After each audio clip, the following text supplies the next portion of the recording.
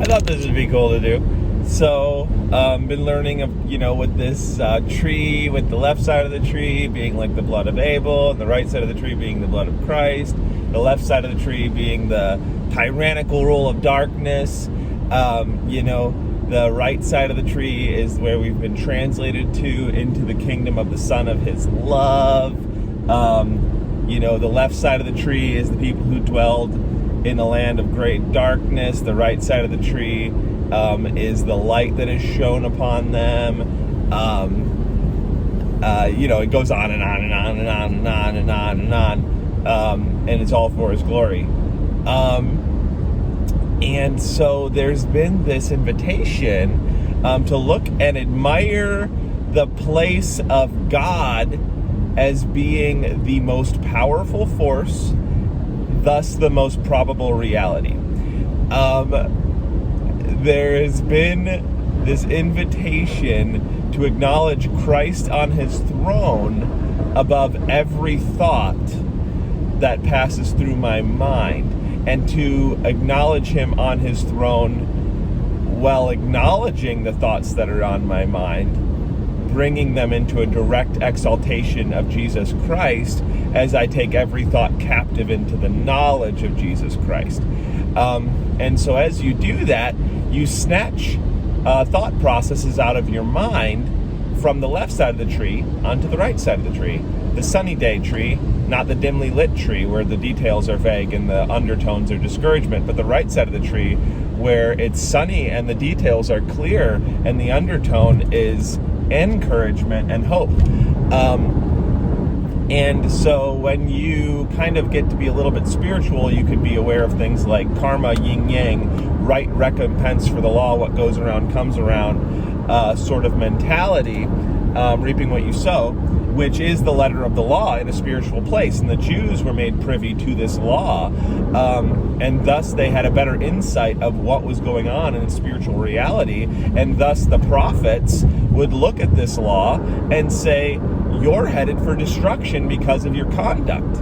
But when you acknowledge that in this unseen place that is dictated by a law, seated at the highest place with the final say is a king who actually has desires and who, according to Psalm 40 verse 6, doesn't even desire what the law requires, but actually has different desires than what the law requires.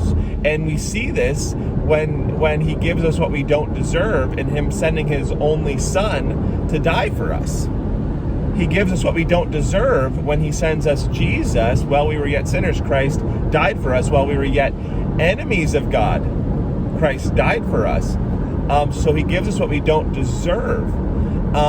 And so when you realize that in this unseen place, though there are laws, though there are right recompense for the law, and a justice, it's good for a just man to receive a just reward. These things are good, but the Lord is a God of the living and not of the dead, and it's the law of sin and death. It's not what He desires, and that's why Jesus came, not to abolish the law because the law was righteous, but to fulfill the law. He said, I came not to abolish the law and the prophets, but to fulfill them. And then Paul said, love is the fulfillment of the law. So now he places us past the law at a different place. Well, when right before the law happened, you have the Jews coming out of Egypt, out of this slavery for 400 years, unto a passionate God who is vehemently reconciling them to Himself, and they get triggered out of their slavery from their past trauma and abuse, and when He pulls them close, they draw backward. And so now what happens is they ask for a law. But what He said He was going to do before the law is He said He was going to make them a nation of priests unto Himself. Priests are people who minister directly to God as a friend of God, a relation to God, somebody who sits with Him and listens to Him and lives from every word that proceeds from His mouth. And so now you can understand the desires and the intention of God.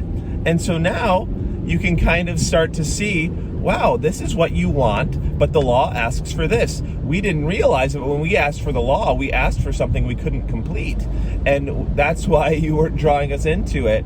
But it was illustrated quite clearly that we couldn't achieve the holiness required to walk even in your presence without dying. And so when we realize this type of thing, we realize, wow, okay, the blood of Christ really does speak a better word than the blood of Abel. Wow, like Hebrews 4 says, the promises of the law were good, but the promises of this new covenant are so much better. And so now we're in this new covenant, and that's just so exciting. And so now you have this little tree picture that I like, where there's a sunny side and there's a dimly lit side. And now you have Hebrews 11:22, which says that faith opened Joseph's eyes to see the future, and he remembered the Exodus, even though it hadn't happened yet. He remembered something that had yet to happen. And the way he did this, I believe, is because he caught wind of the character of God, who, though there is a law, when you recognize that he has a desire, when you recognize what he's like, when you recognize the way that he is, and that he is capable of getting what he wants, even if the law would say that we don't deserve us, because it benefits us greatly for him to get what he wants. And that's a hilarious understatement. And so it benefits us greatly for him to get what he wants, because what he wants is for us to be restored unto himself, unto wholeness, unto innocence again, according to Colossians 1:20. And he will do it and is doing it. So this is exciting. And so we have the option to use our spiritual sensitivity to look on the left side of the tree and read into a situation just like many Old Testament prophets did, and said, well, based on the law of this unseen place, you deserve this. So this is what's going to happen. But when those prophets, like in Isaiah 40, some scholars call all the parts of Isaiah, to the right side of Isaiah 40, 40 and up, the New Testament of Isaiah. And I believe and so this is because on the left side he was prophesying predominantly destruction and chaos, and on the right side he was prophesying construction and prosperity. And I believe what happened is that he caught what David caught in Psalm 40 verse 6, and that's that God's desires are different than right recompense for the law. And he has the final say, we learn in Proverbs 16. And we learn that Jesus has been given all power, honor, and authority. And when you read Psalm 110, which is the most quoted book of the Old Testament in the New Testament, we learn that the Messiah is seated at the place of all power, honor, and authority beside Yahweh God. So he gets what he wants. He has all power, the final say.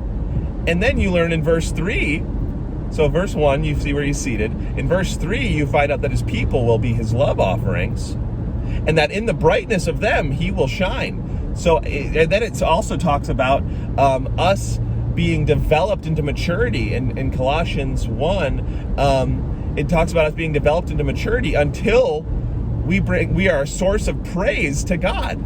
In the brightness of his holy ones, he will shine. It's amazing. And in Ephesians 1:18, it also speaks about us being his holy ones. But guess what it also talks about in Ephesians 1:18? That's also in Psalm 110. It talks about us being his inheritance. It says in verse 3, your people will be your love offerings. And then it talks about in verse 7, it says, the Messiah will drink from his inheritance as from a flowing brook, refreshed by love, he will stand victorious. Well, that's verse 7. In verse 3, we find out that his people will be his love offerings. So if he's refreshed by love and he's drinking from his inheritance, the context would say that we are his inheritance, and that our love is his inheritance, and that he's refreshed by it, and in it stands victorious. That means it means a lot to him. That means it's what he wants.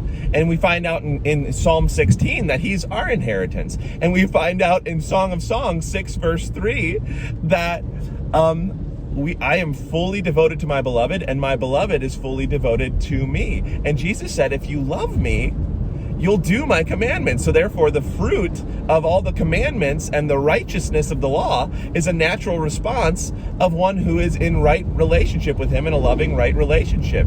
If you love me, you will do my commandments. Love is the fulfillment of the law. And so it's this great thing. And so all this to say is that, we've got this 11:22, this Hebrews 11:22 with kind of remembering things based off of God's faithfulness. So that's Hebrews 11:22. Well, at the very end of Hebrews 10, the writer of Hebrews quotes Habakkuk 2:4, which says, "My righteous," this is God speaking, "my righteous will live from my faithfulness." My righteous will live from my faithfulness. Well, that's a promise. That's a big deal because God always keeps his promise.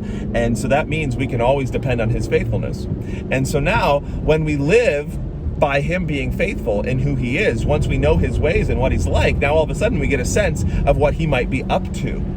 And now all of a sudden we might be able to be encouraged here by what he's probably doing.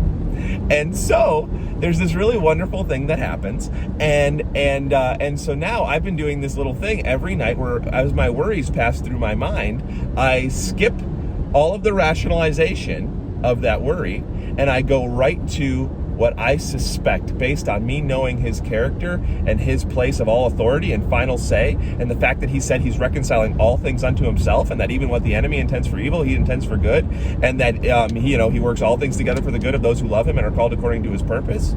And all things are from him, and all things are back to him. They can't escape it. They're going back to him, and without him, nothing that was made was made. So that means that all things that are from him, which are all things, are going back to him. That means all things are going back to him. So that would make sense when they said in Colossians 1:20 that he's reconciling all things unto himself. Amazing. And it also says that we've been entered into the ministry of reconciliation, I think in 2 Corinthians.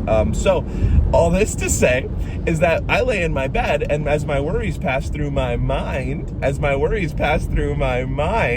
I look at them on the right side of the tree, not on the left side of the tree, because there is a left side of the tree to consider, but there is a right side of the tree which has more power and authority and the final say, and has been sprinkled with the blood of Christ as like purified, like how they would dip the hyssop branch into the blood of the sacrifice that was meant to atone for sin, and they'd be like, atone for my sin here, atone for my sin here, anything we screwed up there, atone for that, and there's little dots of blood all everything, purifying it. And Hebrews 12:24 says that this new covenant is sprinkled with the blood of Christ. So now we've got this right side of the tree that's sprinkled with his blood. We got this left side of the tree that's the blood of Abel, which is a logical progression. But I take my worries and I move them over. I translate them, like Colossians 1 verse 13 says, I'm translating them out of the kingdom of darkness into the kingdom of light. There's a translation factor here. So I'm translating like a linguist. I look at my worry and I translate that out of the kingdom of darkness into the kingdom of light. And this little song I sing, you're doing it all, you're doing it all, even right now, even right now. That's a translation algorithm running in my brain. As worries pass through, they get translated out of the darkness into the light as I trust him to be doing it. And so because I'm living because he's faithful. So I'm trusting that he will do it. I'm living from his faithfulness, and thereby made righteous, which is what you learn in Hebrews 11 verse 7, because righteousness is something we receive as a gift when we believe what he said. So now I'm believing what he said, which is that he will be faithful. So now I receive that gift. So now I'm qualified to be the righteous who's living by his faithfulness, not because I'm righteous, but because he's faithful. And so it's so good.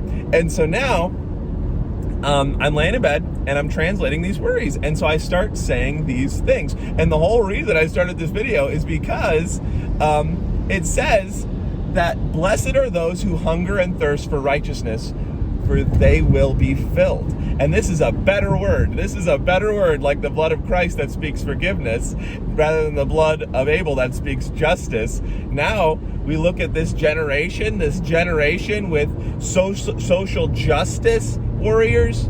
Well, you know what? Though there's a lot of mixy, broken stuff in there, there's a lot of hunger for righteousness. So I'm just going to speak from this place, and I'm going to bless this country, and I'm going to bless this world, and I'm going to say, Blessed are those who hunger and thirst for righteousness, for you will be filled. You will be filled. And I bet you that's going to result in a great reconciliation unto Christ, because that is included in all things. And there's my faith, and I'm happy.